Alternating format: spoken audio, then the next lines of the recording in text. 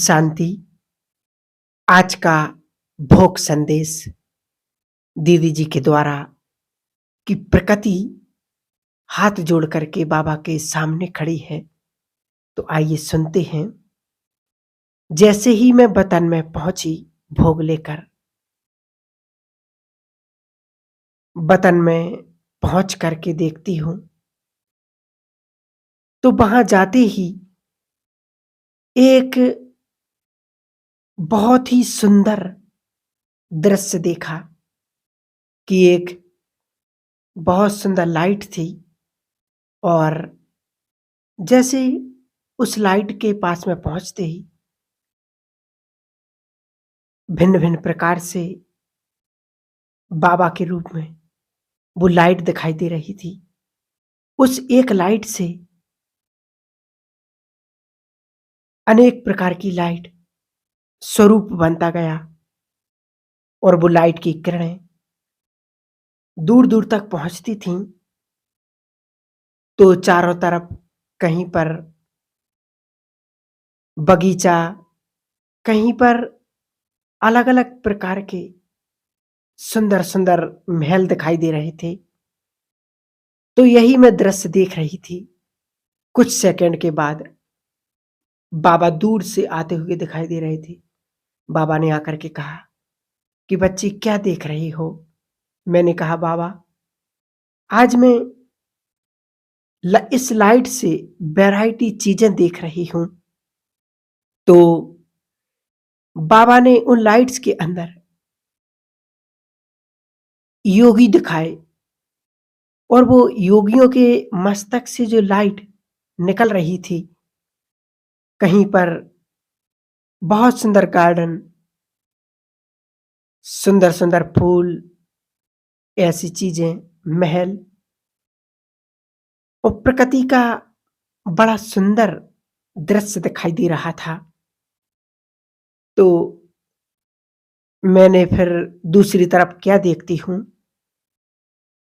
वहां पर भी एक लाइट थी। उस लाइट से भी चमकती हुई लाइट जगती थी और उनकी जो किरणें जा रही थीं, आती जाती थीं और वहां तक जा कर के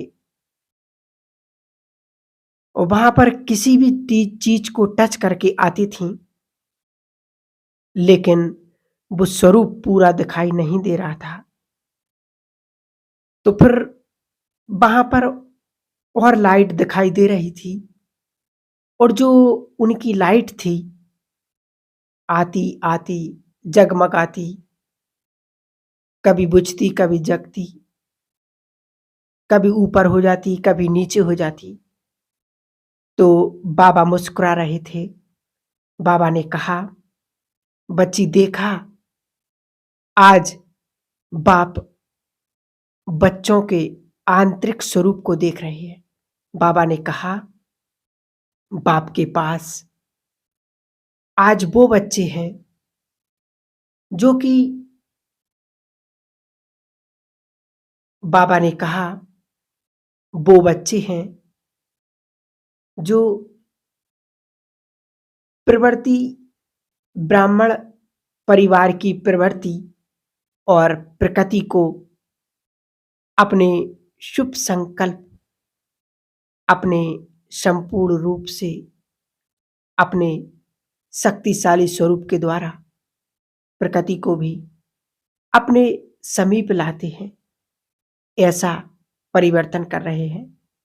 प्रकृति भी ऐसे बच्चों के लिए सदा सहयोगी, स्नेही, ऑर्डर मानने वाली और जो जैसा समय, उस समय वैसा ही रूप धारण करके ऐसे बच्चों के सामने ऐसे जी हजूर करके हाजिर हो जाती है। बाबा ने कहा, दूसरे बच्चे हैं जो प्रकृति को प्योरीफाई कर रहे हैं, लेकिन अपनी अवस्था में डगमग होते हैं। तो प्रकृति आती और जाती, कुछ परिवर्तन कराती, जैसे कि बादलों के बीच में छिप जाते हैं।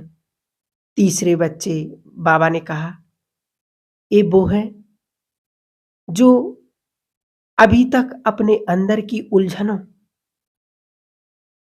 और दूसरों की उलझनों में ही भटकते रहते हैं।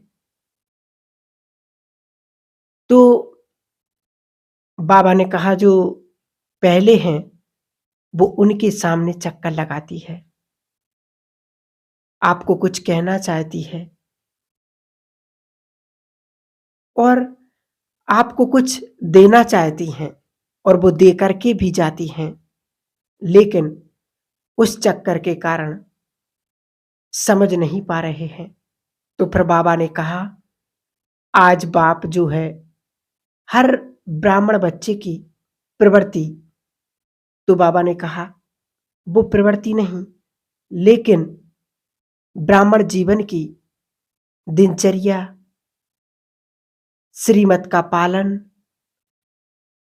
संकल्पों की श्रेष्ठता, ब्राह्मणों की अपने जीवन की संपन्नता, उनकी बुद्धि में किस प्रकार से संपन्नता समय अनुसार और टाइम अनुसार जैसा करना है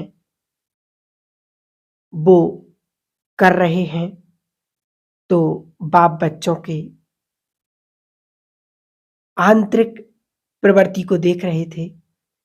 बाबा ने कहा, कुछ बच्चे ऐसे हैं जिनकी आंतरिक प्रवृत्ति एक्यूरेट भी है और संपन्न भी है और दूसरों की कल्याण के भी हैं, परिवर्तन के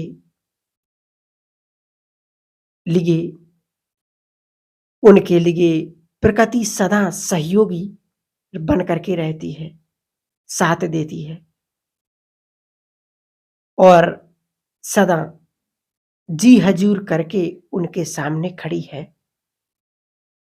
और दूसरे बच्चों के लिए प्रकृति बार बार प्रार्थना कर रही है कि हमारी भी पुकार सुनो। तो उनकी पुकार आधे तक जाती है और आधे तक नहीं जाती है। और तीसरी वो है जो प्रकृति आती है और उन्हें कई प्रकार के लेसन्स, भिन्न भिन्न शिक्षाओं के रूप में, भिन्न भिन्न स्मृतियों के रूप में उन्हें जागृत करने के लिए आती है। लेकिन बच्चे अभी तक अपने ब्राह्मण जीवन के दिनचर्या, नियम और जिस प्रकार के ब्राह्मणों की समझ की समीपता है उसके स्वरूप में नहीं टिक पाते हैं। छोटी चीज भी उनको बड़ी दिखाई देती है। तो बाबा ने कहा, अब समय ऐसा है, बस थोड़े समय में प्रकृति भी आपका इंतजार कर रही है, क्योंकि बच्चों को भविष्य में संपन्न और संपूर्ण विश्व पर राज करना है। तो इसलिए इस संगम युग के अंदर अपने ब्राह्मण जीवन की प्रवृत्ति परफेक्ट बनाएं, एक्यूरेट बनाएं और उसके अंदर अनेक प्रकार की बातों में आकर के बाबा जो श्रीमत देते हैं उसके स्वरूप को धारण करते जाएं, तो परिवर्तन भी जल्दी होगा, प्रकृति भी साथ देगी। परंतु प्रकृति तो केवल इंतजार में है, वो सहयोग देने के लिए भी तैयार है। तो जो प्रकृति को परिवर्तन करके स्वयं पर विजय प्राप्त करनी है, तो मैंने कहा कि बाबा ये कैसे करेंगे? ये आजकल सबके सामने, बच्चों के सामने संकल्प चलता है।